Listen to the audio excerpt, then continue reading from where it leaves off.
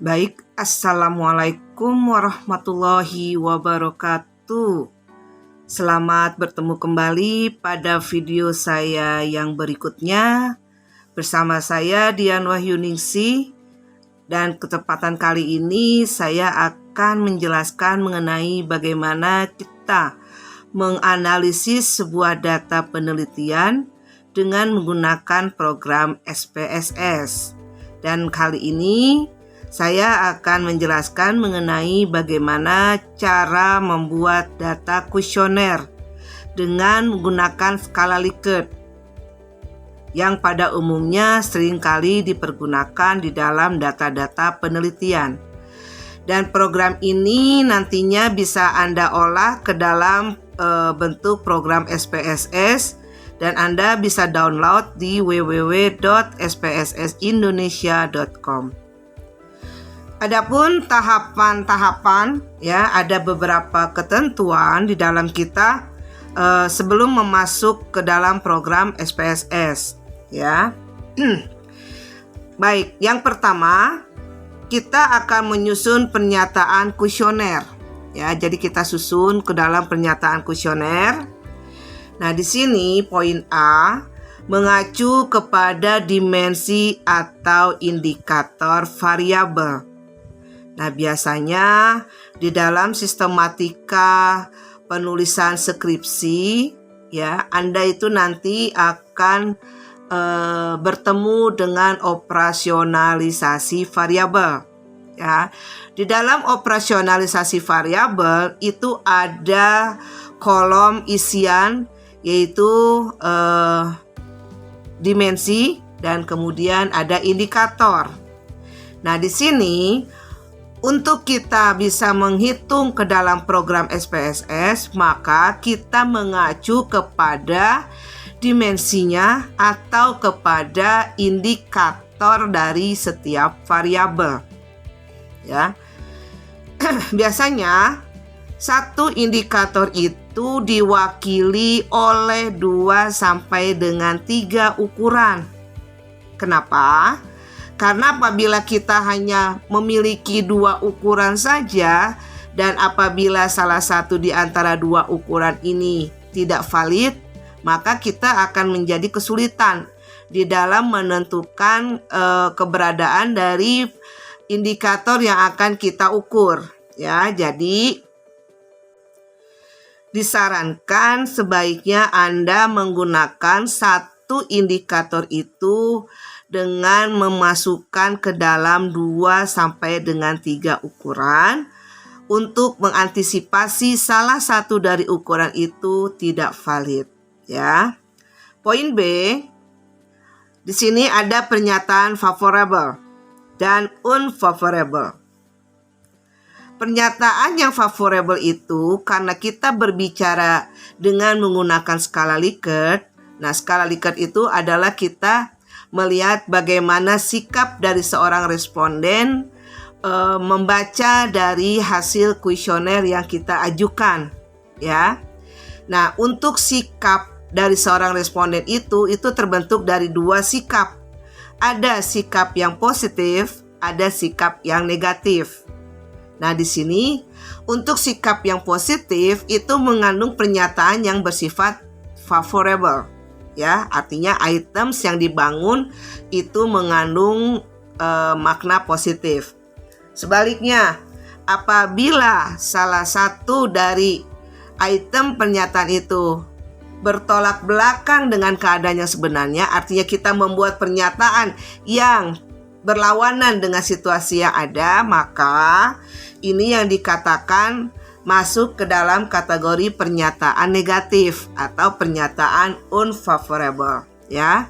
Jadi items itu negatif. Jadi di dalam penyusunan kuesioner, karena kita menggunakan skala Likert, sebaiknya di dalamnya termasuk ada unsur items positif dan ada unsur items yang negatif.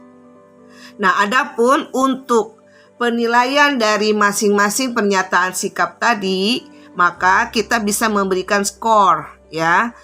Untuk item favorable, ya, Dari mulai sangat setuju, kemudian pernyataan setuju, pernyataan cukup setuju, tidak setuju, dan sangat tidak setuju, itu kita berikan skor. Ya, karena kita nanti akan berbicara bagaimana si responden ini memberikan pandangannya kepada penilaian yang kita buat ke dalam kuesioner, ya. Nah, jika pernyataan yang kita berikan itu mengandung makna yang positif, maka skornya kalau sangat setuju itu kita kasih skor 5, setuju kita kasih skor 4, cukup setuju kita memberikan skor 3, tidak setuju 2, dan sangat tidak setuju itu 1. Ya, jadi items favorable itu sangat setuju, setuju, cukup setuju, tidak setuju, dan sangat tidak setuju. Itu kita kasih skor 5, 4, 3, 2, 1. Nah, kemudian sebaliknya, untuk yang items negatif atau unfavorable, kita balik skornya. Ya, jadi tadi sangat setuju, setuju, cukup setuju, tidak setuju, dan sangat tidak setuju. Kita memberikan skor untuk sangat setuju adalah 1, setuju 2, cukup setuju 3, tidak setuju 4, dan sangat tidak setuju 5. Gitu ya.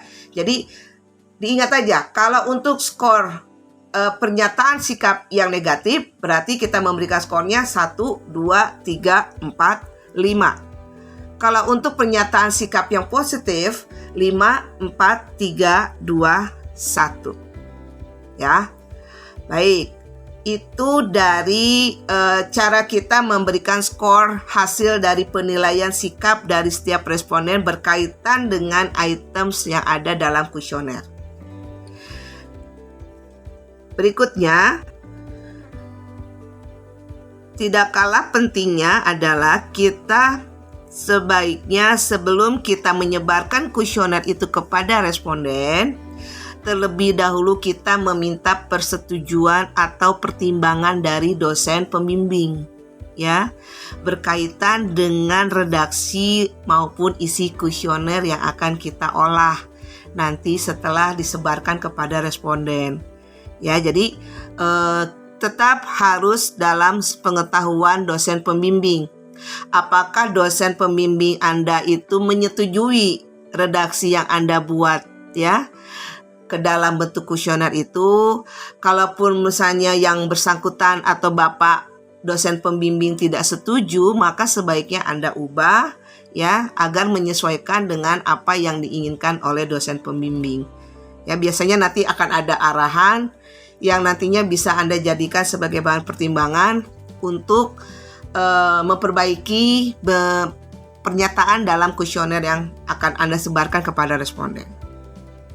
Nah, poin nomor 2, setelah selesai Anda mendapatkan persetujuan dari dosen pembimbing, nah selanjutnya Anda bagikan kuesioner itu kepada responden atau kepada sampel yang Anda pilih ke dalam penelitian. Ya, jadi biasanya Anda sudah menentukan berapa jumlah sampel yang akan Anda pilih. Nah, itu yang nantinya akan Anda sebarkan kuesioner itu kepada masing-masing responden.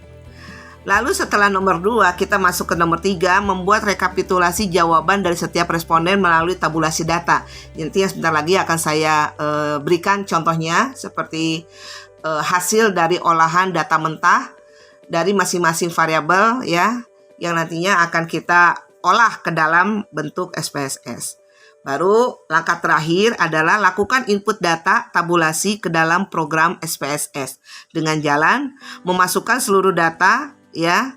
Kemudian kita akan melihat bagaimana hasil dari olahan data yang nantinya akan kita jadikan sebagai bentuk olahan data analisa deskriptif. Ya, jadi kan di dalam rumusan masalah, ya, di dalam rumusan masalah itu ada 2 hasil yang sangat penting yang harus Anda uraikan di bab 4, ya, di bab 4 atau di bab hasil dan pembahasan.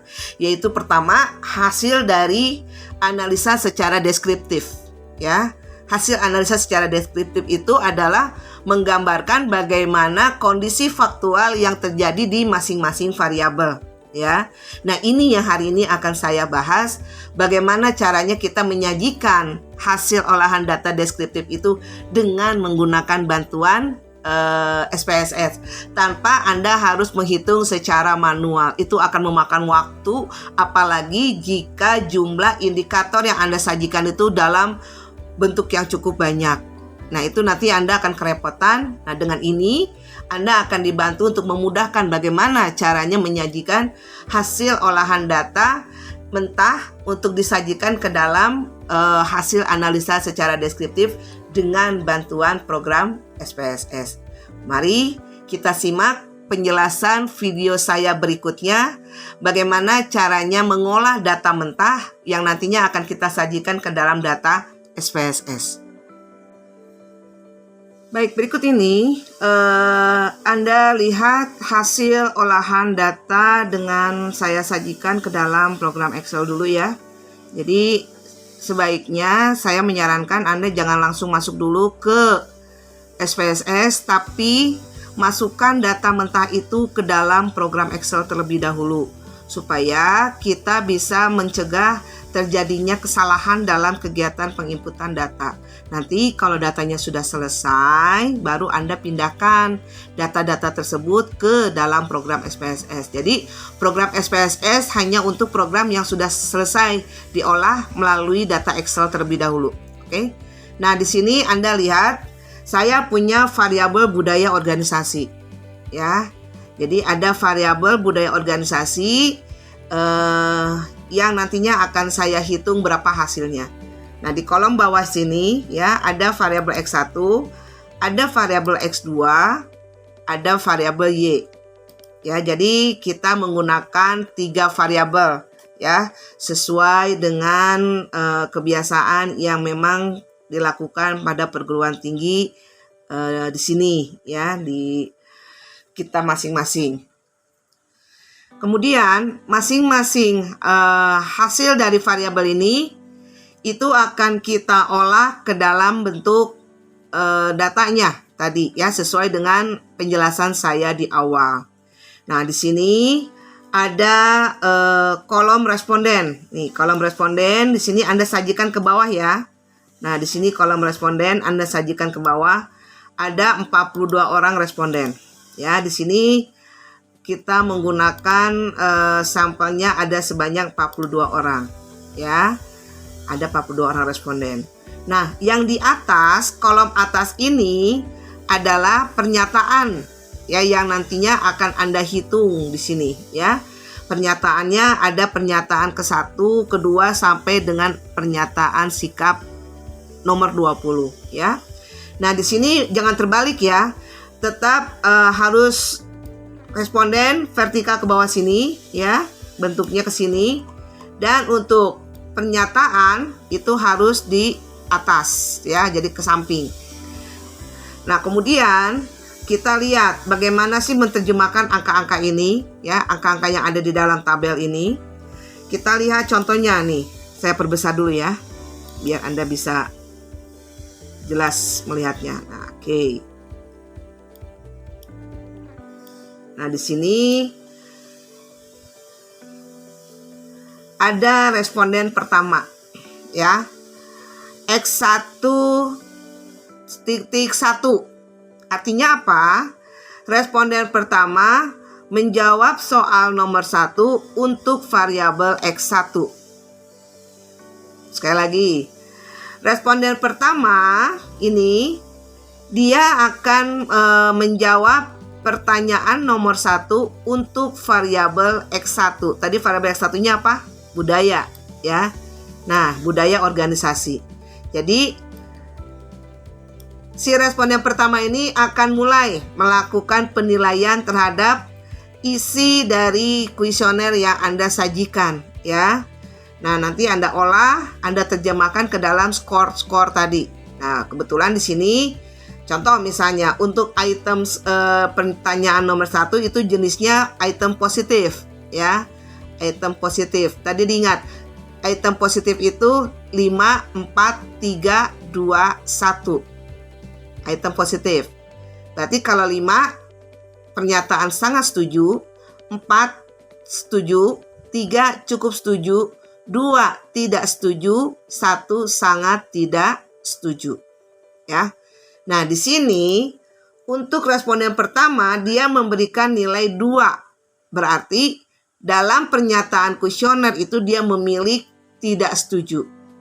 Ya, memilih hasil jawaban tidak setuju. Maka kita otomatis memberikan skor karena ini jenisnya pernyataan yang positif, maka nilai skornya adalah 2. Demikian juga dengan saya ambil contoh di sini. Nah, ini contoh misalnya yang ketiga. Ya, responden pertama menilai pernyataan nomor 3 untuk variabel budaya organisasi, dia memberikan skornya 3. Artinya cukup setuju. Ya, cukup setuju dalam penilaian responden pertama berkaitan dengan isi kuesioner yang Anda sajikan. Paham ya? Nah, demikian seterusnya. Jadi Anda harus ingat, seandainya Anda memasukkan dalam variabel X1 ini ada skor yang negatif, maka penilaiannya diubah. Bukan 5, 4, 3, 2, 1, tapi 1, 2, 3, 4, 5. 1 kalau pernyataan negatif untuk pernyataan sangat setuju, skor 2 untuk setuju, skor 3 untuk cukup setuju, 4 tidak setuju, dan skor kelima untuk sangat tidak setuju. Itu jika items yang Anda gunakan adalah sifatnya penilaian sikap yang negatif. Oke. Nah, selanjutnya setelah Anda menguraikan seluruhnya ya sampai ke 42 responden ini sampai ke bawah sini, oke. Nah, kemudian kita totalkan seluruhnya di sini. Nah, ada kolom total. Kita cari total X1 karena ini yang nanti akan kita masukkan ke dalam program SPSS ya. Caranya gimana? Kita blok dulu semua dari item kedua. Dari responden pertama ya, terus semua sampai, jangan ada yang kelewat ya. Nah, sampai 42. Kita blok seluruhnya. Oke. Nah, sudah. Kemudian kita auto sum. Bentar. Kita blok dulu semua di sini sampai ke kolom total ya. Ke bawah ya, stop sini, cek lagi ada yang ketinggalan nggak ya. Kalau nggak ada yang ketinggalan berarti sudah pasti sudah masuk semua. Lanjut ke auto sum, klik ini. Oh, tadi dulu, ini belum muncul ya di layar, sebentar ya. Jadi Anda klik auto sum. Nah, muncul hasilnya sini. Ya. Muncul hasilnya di sini angka. Nah, ini. Ya. Angka 45. Oke. Ya. Kelihatan ya? Jadi sudah dapat hasil angka untuk X1 ya. Nah, ini angka untuk X1. Kemudian kita masuk ke variabel X2 ya. Caranya gimana? Totalkan dulu seluruhnya ya, supaya nantinya kita mudah untuk menghitung ke dalam program SPSS-nya. Blok seluruhnya sampai ke kolom total, sampai ke bawah. 42 orang itu harus masuk seluruhnya. Oke. Lanjut, Anda pilih tanda sigma. Ini klik. Nah, muncul angkanya. Ya. Terakhir, variabel Y. Ya, variabel Y yang akan kita jadikan sebagai isu sentral dalam penelitian kita ini, kita sama lakukan di blok dulu seluruhnya sampai selesai. Kemudian blok semuanya sampai ke ujung. Baru auto sum. Ya. Nah, angkanya sudah muncul semua. Ya. Di sini coba Anda lihat nih, angkanya sudah muncul semua. Ini yang variabel Y. Setelah itu kita persiapkan alat untuk masuk ke program SPSS. Jadi Anda download dulu program SPSS-nya, mau versi berapapun silakan bebas ya. Nanti baru kita bisa masuk sama-sama mengerjakan latihan bagaimana caranya membuat hasil olahan data untuk analisa deskriptif. Ya, jadi persiapkan dulu program SPSS-nya. Kita lanjut ke part berikutnya. Jadi nanti video ini akan saya bagi ke dalam 2 part. Part yang pertama sampai sini selesai, nanti saya akan masuk ke part yang kedua. Oke, terima kasih. Kita akan lanjut ke dalam program SPSS atau ke part kedua.